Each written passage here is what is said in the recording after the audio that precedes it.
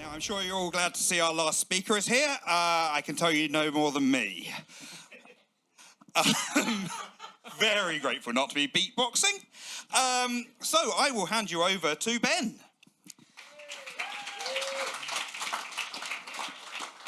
All right, thank you. And first of all, I want to apologize for appearing before you, unwashed and haggard, but I've been putting up with British Airways for the better part of the day. So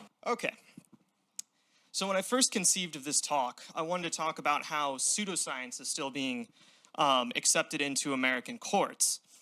But I don't think anybody in this room really needs it explained to them that, like, accepting dowsing or, like, the vocal analysis of how stressed somebody is in a 911 call is complete nonsense. So I decided to kind of go back to the root of the problem. And the root of the problem inherently that I found is that forensic science is not necessarily science.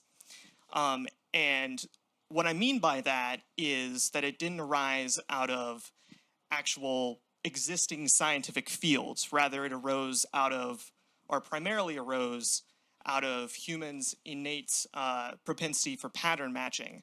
So it was more, instead of being like, I know X is going to happen because I did Y, it was more, I have this skull and I have an axe. Does axe A fit into slot B? So with that in mind, I decided to focus on a scientific field, our forensic scientific field, that has been in use for 2 centuries now, and it's the most American of fields: guns. More specifically, the field of firearm and tool mark analysis. So firearm and tool mark analysis actually got its start here, down in London, back in 1835. Apparently, back then, London didn't so much have a police force as it had, like, different gangs with slightly more legitimacy, which is kind of how the NYPD got its start too, but I digress. Anyway, so the story goes that this guy called Henry Goddard, who was a member of the Bow Street Runners, was called in to investigate the murder of a homeowner. He ended up matching the lead ball to the mold used to create the ammunition for the firearm, and he matched a piece of paper found in the servants' quarters to wadding that was used in the gun. So it wasn't very scientific. It was literally, I jigsaw pieced this evidence together. And now, 200 years later, that's still essentially what firearm and tool mark analysts are doing. So I've thrown up here, I'm going to give you a crash course in what firearm and tool mark analysts generally do. So what they're looking at is when a firearm fires, the breech face slams into the primer and it leaves a mark. So they're looking at generally 3 different things. They're looking at what they call class characteristics, which is like the shape the firing pin made when it's smashed into the primer, or the ammunition of the guns. You can see it's 9mm. They're looking at subclass characteristics, which is like all the guns that were manufactured on the same assembly line probably have this marking. And they're looking at individual characteristics, which arose out of natural wear and tear or some kind of manufacturing imperfection that existed in that one firearm. So what they end up doing is whenever there's a crime where cartridge cases are recovered and firearm analysis is used, they collect those cartridge cases and then they have a suspect firearm. They fire the same type of ammunition out of that firearm as test fires, and then they literally use a comparison microscope, which is 2 microscopes duct taped together essentially, and they line them up under their field of vision and literally try to match up the striations between those 2 cartridge cases to see if they make a fit. And once they've done that, they can come to one of 3 conclusions. We have exclusion, where there's no way they came from the same gun. We have inconclusive, which is maybe they could have come from the same gun. Or we have inclusion, which is yes, they definitely came from the same firearm. And that last part is probably where some eyebrows are getting raised, because at no point have I mentioned anything involving numbers or statistics or any way to really back up exactly what their conclusions are based on other than A looks like B. So the National Institute of Justice tries to explain this by saying that when a fireman toolmark examiner testifies, they'll usually say that, like, the inclusion, there's a practical impossibility that the cartridge could have been fired from any other gun. And they try to define practical impossibility as something that can't be expressed in mathematical terms, but rather was based on extensive empirical research and validation studies, such as, that's part of the quote. But anyway, so to illustrate this issue of not having like actual science to back up your conclusions, we're going to dance over to my area of expertise for a second. I'm a forensic DNA examiner back over in the States, and I do this type of pattern matching as well. So up here you can see that we have two DNA profiles that match each other, and while I can say they match each other, because of testing that we've done on US populations, I can also say that the probability of randomly selecting an individual that has this specific profile is about 1 in 110 billion. So remember, they tried to rescue this by saying there's been some extensive studies. Well, there's been two councils in the US that have looked into these studies. We have the National Academy of Sciences report, which looked into 68 toolmark and firearms studies and found that there was a heavy reliance on purely subjective reasoning. And then in 2016, we had the Presidential Council of Advisors on Science and Technology, which found only a single study that actually met the criteria of adequately testing the field of forensic toolmark analysts.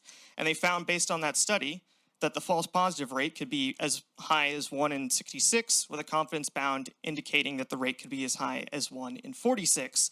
And that, I don't think I have to tell you, is way too high with the amount of cases that could potentially be affected.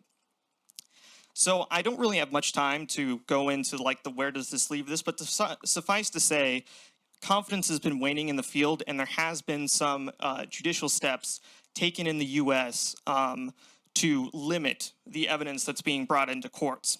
At the same time, some professional organizations, such as the Organization of Scientific Area Committees for the National Institute of Standards and Technology, have been increasing standards of best practice, because we actually didn't have a lot of those written down until way too recently. There's been new studies that have been done in line with the study the PCAST report found.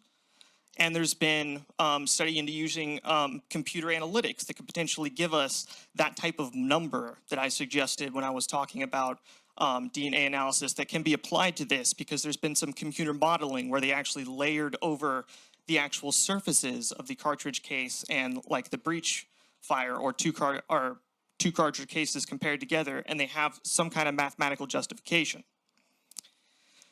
But forensic science is currently stuck in a situation of playing skeptical catch-up. We've been using forensic science for centuries, but actual science has really only stood up and took notice of it about 5 minutes ago. Like, some of the standards that I was talking about when I was researching this talk were literally published just this last month. Yep. So people's lives are in the balance, and they may hinge on shaky practices of pattern matching and the perceived confidence of an examiner to a jury. And these practices aren't necessarily going to get hit pause while we figure things out unless a court specifically orders it to do so.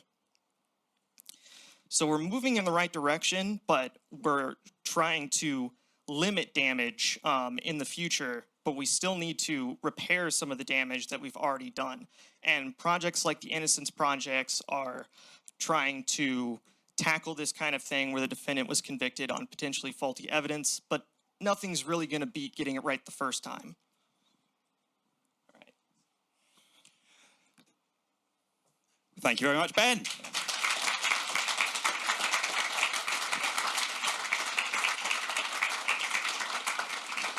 And now on to our final Q&A session of the day. All right. So we will start with Phil. How much do you think that many police TV shows influence society's trust in these technologies? So that's a funny thing. We actually have a term for that in my field, which is the CSI effect, which is that juries see this stuff on TV and they think, it's going to have to happen the way I see it on TV. Like, I can solve this crime within 22 minutes. So they expect a lot more like rigorous and potentially damning evidence introduced in a court that may not actually exist, which increases the problem in twofold. It puts more pressure on us to say things that we're not necessarily saying. And in the case of these firearms examiners who aren't using any kind of math that can lead to follow-up questions in court, it becomes this kind of perceived confidence where, the jury is just like, oh, they put it in the magic box, and the magic box says that, he did it. So, yeah, it's a huge problem, like the public's general understanding of the limits of forensic science. Moving on to a question from Jonathan. Are there ways to rescue some of these forensic disciplines and make them more scientific? That's a great question.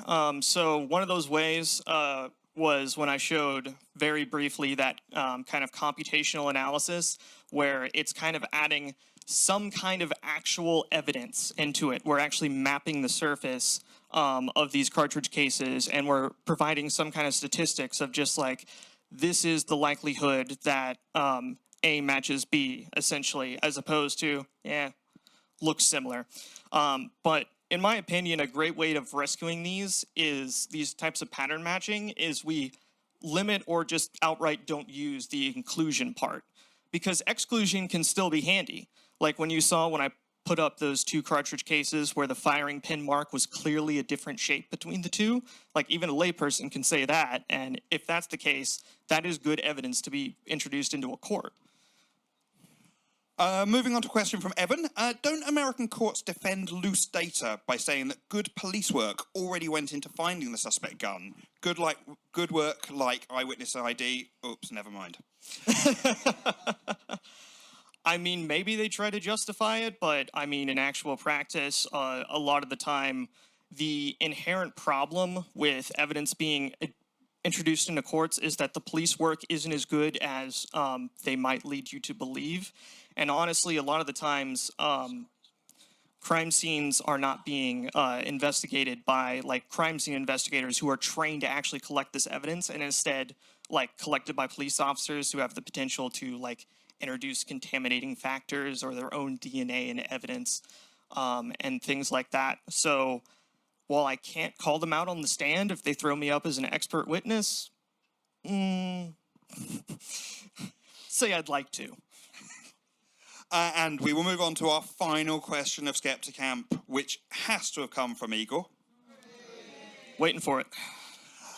The older I get, the more of totally working ways of forensic analysis turned out to be bogus. Can we even know anything about anything? Okay, well, I mean, yes, but you've kind of like hit the nail on the head of the problem that I said in my last slide there of playing skeptical catch up, which is we just kind of assumed certain things worked because they made sense, but we are actually doing some kind of scientific investigations into a lot of these things. They just have happened like very, very recently, like great strides in like standards that have been applied to broad swaths of forensic science have developed since I graduated grad school 4 years ago. Like a lot has happened in that time. So a lot of it is we need extensive studies into these practices that give definable error rates. We need new technology that might actually increase the reliability of the evidence that were introduced in court. So yeah, we can know if anything's really real. The problem is it takes work. Fantastic. Thank you so much, Ben.